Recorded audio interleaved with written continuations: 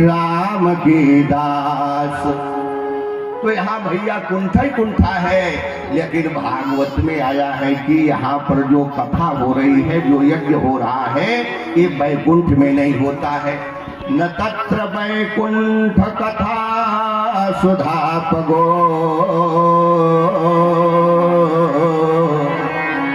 और न साधवो भागवतास आश्रया।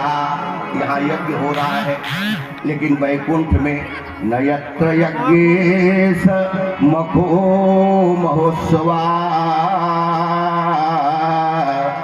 इसलिए हमारे संतों ने, आचार्यों ने कहा कि सुरेश लोकोपि वसैव सेव्यताम।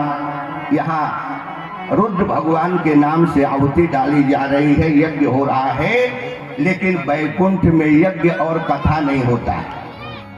तो ऐसे वैकुंठ से भी श्रेष्ठ आपके भारतवर्ष के उत्तर प्रदेश का सिद्धार्थ नगर का आपका गांव है, जहां आप लोगों ने विचार करके रुद्र महायज्ञ रखा और कथा रखा। देखिए, मानस में एक यज्ञ विश्वामित्र का है और एक यज्ञ जनकपुर में हो रहा है, एक यज्ञ मेघनाद कर रहा है। लेकिन आप पाओगे और एक यज्ञ बाल कांड के प्रारंभ में सती के पिता दक्ष कर रहे हैं, लेकिन दो यज्ञ तो असफल हो गया। सती के पिता दक्ष जो यज्ञ कर रहे हैं, वो यज्ञ इसलिए कर रहे हैं कि उसमें शंकर जी अपमानित हो जाएं, और मेघनाद यज्ञ इसलिए कर रहा है कि मैं राम लक्ष्मण पर विजय प्राप्त कर लूं। तो मेघनाद के यज्ञ को तुलसीदास जी ने अपावन कहा। यज्ञ अपावन नहीं होता है, यज्ञ में दूसरे को अपमानित करने की भावना नहीं होता है। अगर यज्ञ दूसरे को अपमानित करने के लिए किया जाएगा तो यज्ञ सफल नहीं होगा।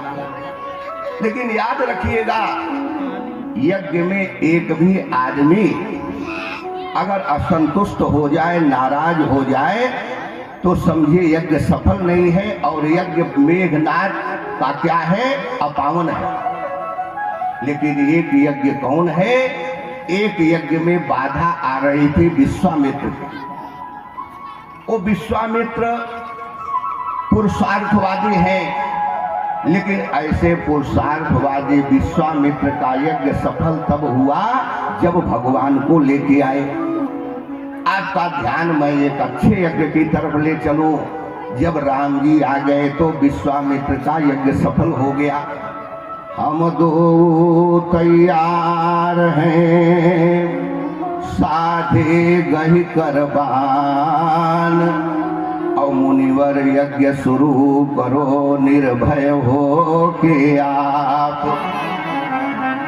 भगवान आ गए तो विश्वामित्र का यज्ञ सफल हो गया। तो विश्वामित्र ने बड़े सावधानी से कहा राम जी से कि देखो प्रभु, आप आ गए तो आपके आने से हमारा यज्ञ सफल हो गया, लेकिन एक काम करिए, जनकपुर में एक यज्ञ हो रहा है और जनकपुर में चल करके जनक के यज्ञ को सफल बनाइए। अब देखिए, जो राम कथा आप सुन रहे हो, वो राम कथा हम लोगों को चलना सिखाती है। ये राम कथा हम लोगों को उठना सिखाती है। राम कथा हम लोगों को बोलना सिखाती है। आप भी काम के लिए अपने घर से जाते हो, तो घर से अगर 2-4 महीना के लिए बाहर जाना हो तो कई लोग अपने परिवार वालों की याद करते हुए रोते हुए जाते हैं। लेकिन याद रखिए, आज प्रभु श्री राम को विश्वामित्र ने कहा कि देखो, एक यज्ञ जनकपुर में हो रहा है और जनकपुर में चल करके जनक के यज्ञ को सफल बनाइए। अच्छा, विश्वामित्र ने राम जी से ये नहीं कहा कि जनकपुर में चलिए और जनकपुर में चल करके धनुष तोड़ के सीता जी से विवाह करिए। यज्ञ क्यों कहा? इसलिए कहा कि विश्वामित्र ने राम को काहे के लिए मांगा था। जब दशरथ जी के पास गए थे तो कहा क्या था? असुर समूह सतावई मोही और मैं जाचन आयहु ने पतो। तो विश्वामित्र ने सोचा कि अगर प्रभु श्री राम से कहीं मैं ये कहूं कि राम चलो जनकपुर में धनुष तोड़ के सीता जी के साथ विवाह करो, तो राघव ये न कह दे कि अरे गुरुदेव आपने तो हमको यज्ञ की रक्षा के लिए मांगा था। इसलिए बड़े सावधानी से गुरुदेव विश्वामित्र ने कहा कि जनकपुर में चलिए और जनकपुर में चल के जनक के यज्ञ को सफल बनाइए। तो देखिए राम जी चल रहे हैं और आप भी चलते हो, लेकिन राम जी कैसे चले? धनुष यज्ञ सुनि रघुकुल नाथा, धनुष यज्ञ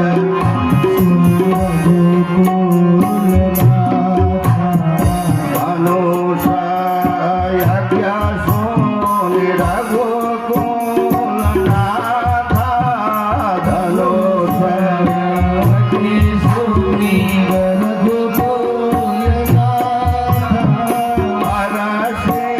चले मोनिवर के साथा, से चले मोनिवर के साथ। याद रखिए कैसे चले, हर्ष चले।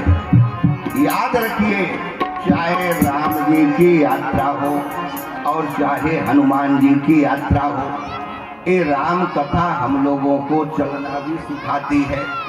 अब हनुमान जी महाराज चले, लंका में जाना है, नए लोग मिलेंगे, लेकिन हनुमान जी भी कैसे चले?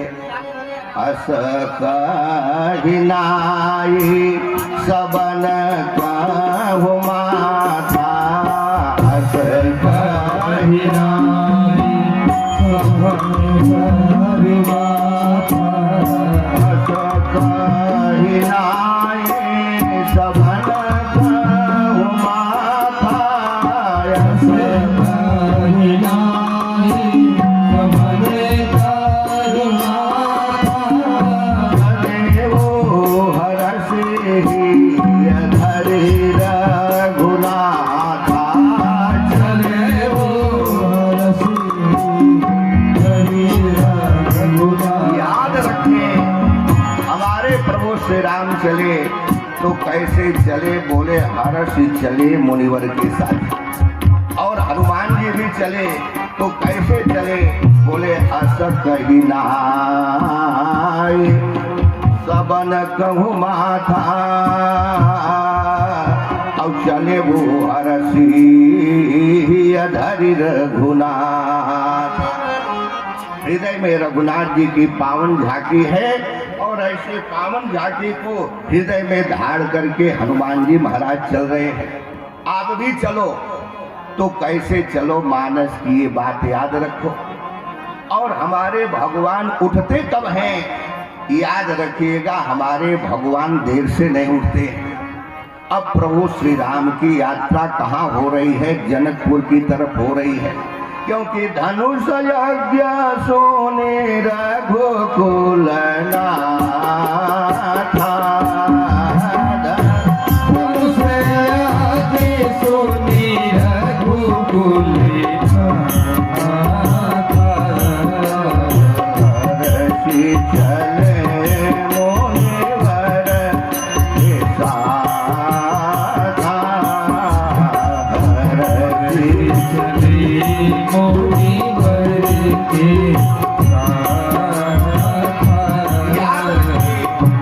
मानस की ये बात अगर हम लोगों के समझ में आ जाए तो हमारा जीवन बदल जाए।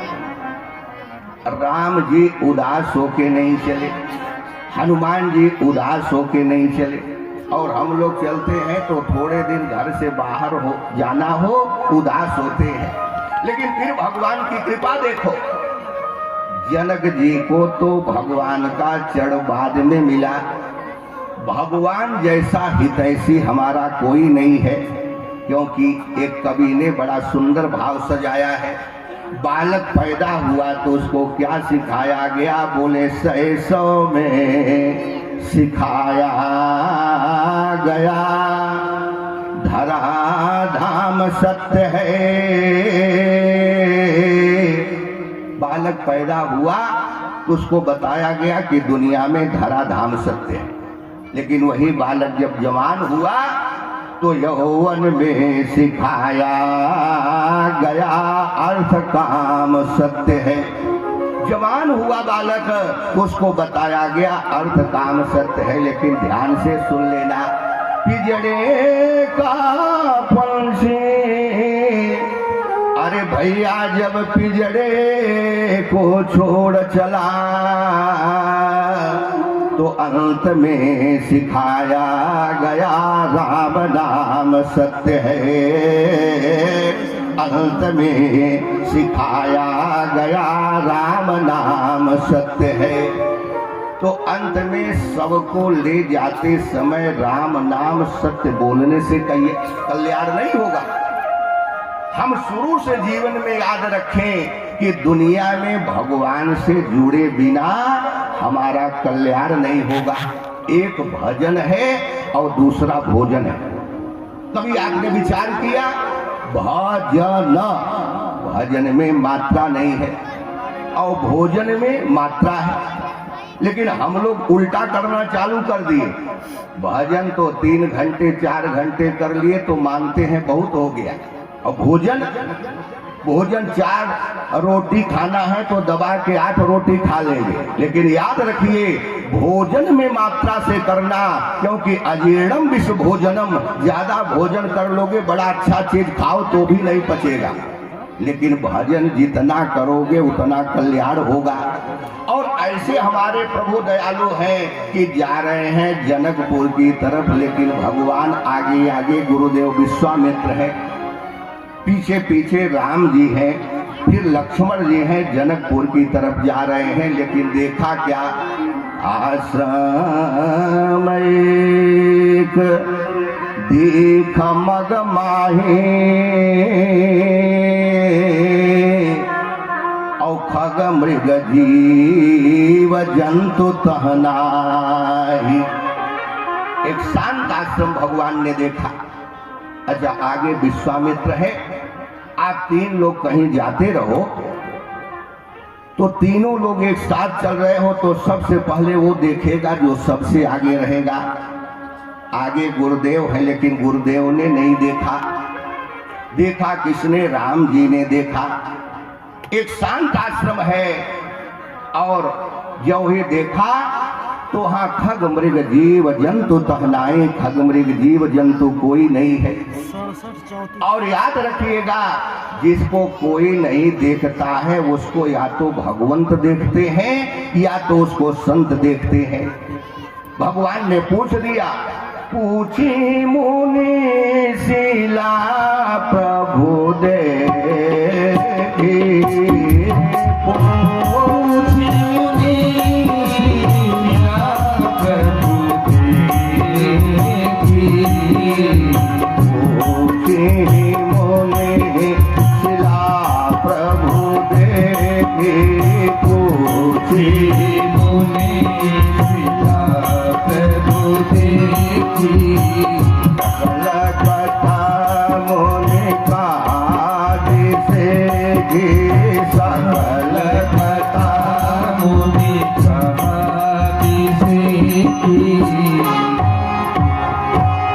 राघव ने पूछा, गुरुदेव ये शिला कैसी पड़ी हुई है? इस शिला ने न जाने कितना बरसात सहन किया होगा, इस शिला ने न जाने कितना धूप सहन किया होगा, इस शिला ने न जाने कितना गर्मी सहन किया होगा। लेकिन गुरुदेव से पूछ दिया कि ये क्या है, कौन है? ध्यान देना। तो गुरुदेव ने कहा क्या? एक दोहे में तुलसी बाबा ने मानस में लिख दिया, गौतम नारी श्राप बस उपल देह धरि धीर, और चरण कमल रज चाहती कृपा करो रघुबीर। गुरुदेव ने कहा राघव तुमको मालूम नहीं है गौतम की पत्नी अहिल्या श्राप के कारण इस स्थिति में हुई। तो लक्ष्मण साथ में थे। लक्ष्मण कह रहे हैं कि ये बताओ भैया, जब गुरुदेव ने कहा गौतम नारी श्राप बस, तो आपको अहिल्या से ईर्ष्या नहीं हुई? ईर्ष्या और अहिल्या से आपको घृणा नहीं हुई कि इसको श्राप मिला है? भाई परीक्षित को समीक ऋषि के बेटे ने श्राप दे दिया कि 7वें दिन तक्षक के काटने से मृत्यु होगी। तो परीक्षित ने गलती किया था, अपने पिता के गले में मृत सर्प डाला था। तो जहां किसी को श्राप मिलेगा वहां श्राप तो कोई न कोई गलती से मिलेगी। लेकिन ध्यान से सुनिए, हमारे प्रभु अहिल्या से घृणा नहीं किए। लक्ष्मण ने कहा भैया आपको अहिल्या से घृणा नहीं हुई। जब गुरुदेव ने कहा गौतम नारी श्राप बस, तो राघव ने कहा अरे हमको अहिल्या से घृणा कैसे होती भाई, श्राप तो हमको भी मिला। हमको भी वृंदा ने श्राप दे दिया कि जाओ पत्थर हो जाओ। तो दुनिया वालों को देखो कि दुनिया वाले हमारी सालिग्राम के रूप में पूजा कर रहे हैं और बेचारे अहिल्या श्रापित हो गई, तो अहिल्या के तरफ कोई देख नहीं रहा है। तो राघव ने कहा कि देखो प्रभु, राघव ने अपने गुरुदेव से कहा कि गुरुदेव ऐसा है कि हमारा अहिल्या से लेना देना है। तो बड़े आश्चर्य में हो गए गुरुदेव कि अरे भाई दुनिया वाले तो लेते देते हैं, एक निर्धन एक धनवान से ले लेता है, पैसा हुआ कोई सामान लिया हो गया तो वापस कर दिया, लेकिन आपका लेना देना किससे चलता है? क्या आप ज्ञानियों से लेते हो क्या? तो राघव ने कहा देखो प्रभु मैं ज्ञानियों से नहीं लेता हूं। कहा फिर आप किससे लेते हो? तो राघव ने कहा देखो गुरुदेव, मैं एक भक्त से लेता हूं और दूसरे भक्त को दे देता हूं। क्योंकि ज्ञानी से मैं इसलिए नहीं लेता हूं कि ज्ञानी जो है वो तो अपने में मस्त रहता है। अरे भरी सभा में जब द्रौपदी की चीर खींची जा रही थी और द्रौपदी ने सच्चे हृदय से मेरे को पुकारा था, तो मैंने अपने तरफ से साड़ी थोड़ी बढ़ाया था। विचार करिए, कई हजार हाथियों का बल रखने वाला दुशासन चीर खींच रहा है, लेकिन दुशासन को समझ में नहीं आ रहा है कि नारी बीच सारी है, कि सारी बीच नारी है, कि नारी ही की सारी है, कि सारी ही की नारी है। साड़ियों का ढेर लगा दिया भगवान ने और कहा, तो भगवान ने कहा मैंने गोपियों का चीर चुराया था और वही चिरवा जब बहुत ज्यादा हो गया तो भारी सभा में जब द्रौपदी ने पुकारा तो मैंने वही तो चीर बढ़ाया था। मैं एक भक्त से लेता हूँ, दूसरे भक्त को दे देता हूँ। मेरा ज्ञानियों से लेना देना नहीं है, क्योंकि ज्ञानी तो कछु लेना न देना, मगन रहना कछु लेना न देना,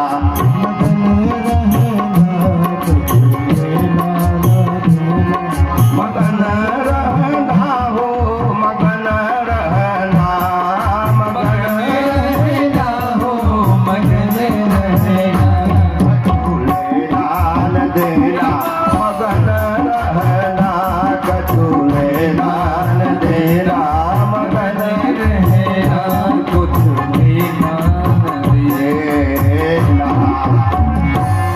विचार करें, भगवान ने कहा कि मेरा लेना देना इससे है। कहा क्या? भगवान ने कहा कि अरे गुरुदेव, एक प्रहलाद भक्त हुआ था जिसने पत्थर में से मेरे को खंभे में से प्रकट कर दिया था, तो मैं कैसा भगवान के एक पत्थर में से मैं अपने को प्रकट न कर दूं?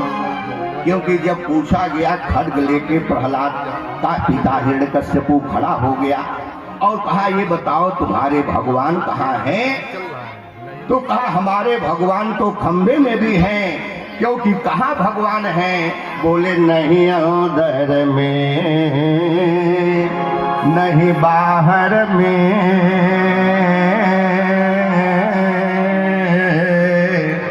नहीं आम में है नहीं खास में है, न विराग में है, न विलास में है।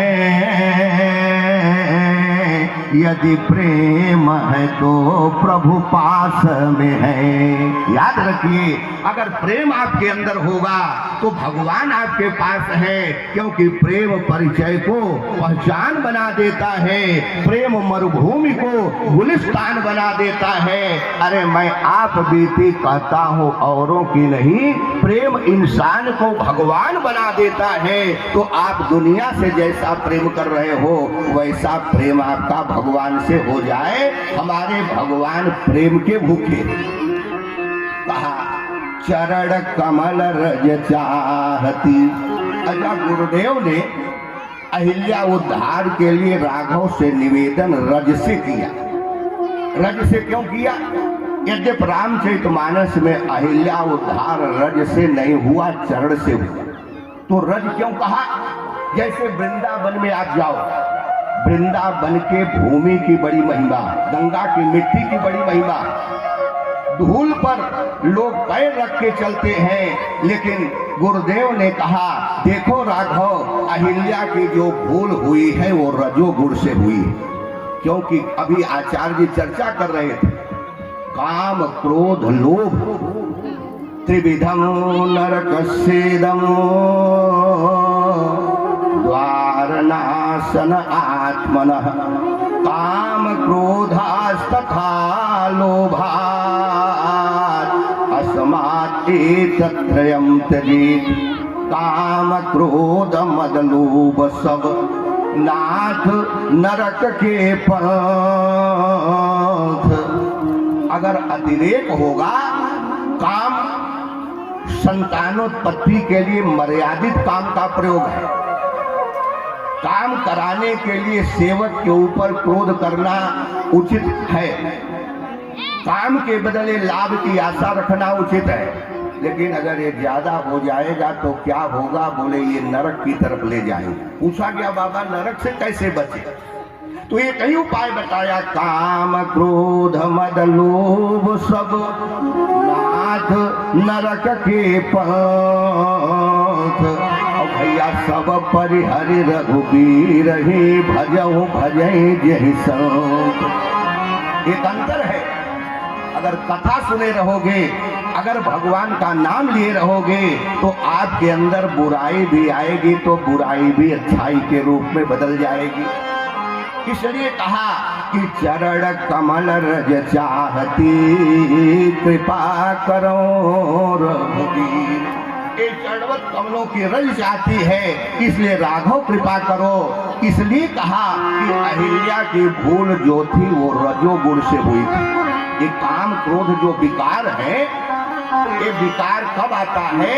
बोले ये रजोगुण से आने वाले विकार है। काम ईश क्रोध ईश रजोगुण समुद्भव, ये रजोगुण से पैदा होने वाले हैं। तो गुरुदेव ने कहा जड़ कमल रज चाहती।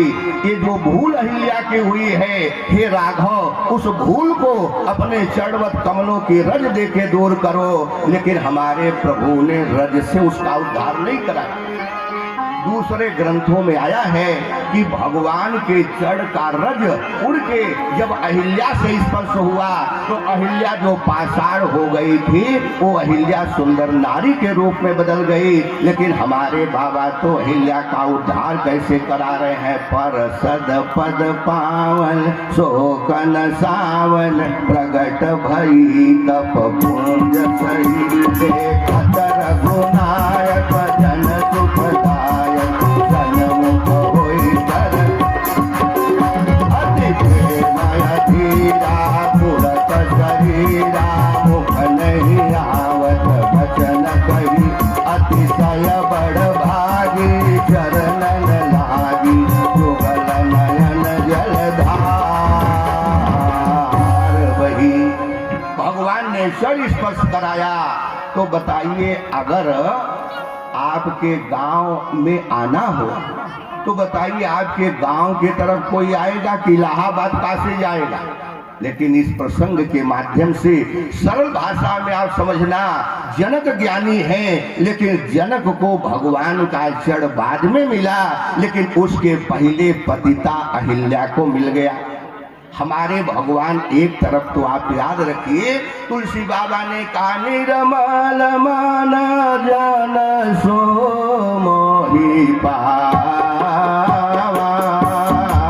निर्मल मन जन सो मोहि मोहि कपट जल छेद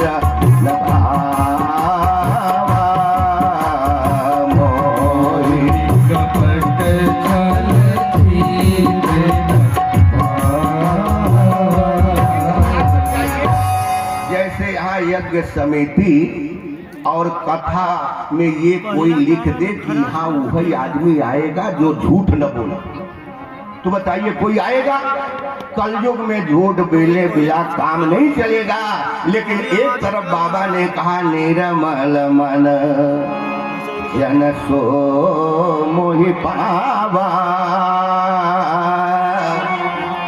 मोहि कपट छल छिद्र न भावा। लेकिन अहिल्या की कितनी बड़ी भूल है। भगवान हमारे इतने दयालु हैं, इतने कृपालु हैं कि एक तरफ तो मन निर्मल हो तो भगवान बनेंगे, मिलेंगे, लेकिन दूसरी तरफ बाबा ने कह दिया सन्मुख हो, अरे भैया जीव मोहि जबहि तो जन्म कोटि अघनाशय तब ही। आप ये चिंता मत करो। कई लोग कहते हैं हम बीड़ी पीते हैं तो हम मंदिर में कैसे जाएं, कई लोग कहते हैं हम अंडा खाते हैं तो हम यज्ञ में कैसे जाएं। लेकिन याद रखिएगा, बीड़ी पी रहे हो, अंडा खा रहे हो तो ये मत सोचो कि हम मंदिर में क्यों जाएं। आप मंदिर में जाना चालू करो, भगवान की कृपा से आपका बीड़ी और आपका सिगरेट और आपका जो है, ये याद रखिएगा कि आपके जीवन में जो बुराई है वो अच्छाई के रूप में बदल जाएगी। अरे निषाद राज ने क्या कहा था? निषाद राज ने तो यही कहा था कपटी कायर कुमति कुजाते और लोक वेद बाहिर सब भाती। ये लोग कह रहे थे, तो अब क्या हो गए? राम की नयापन जब ही राम की नयापन जब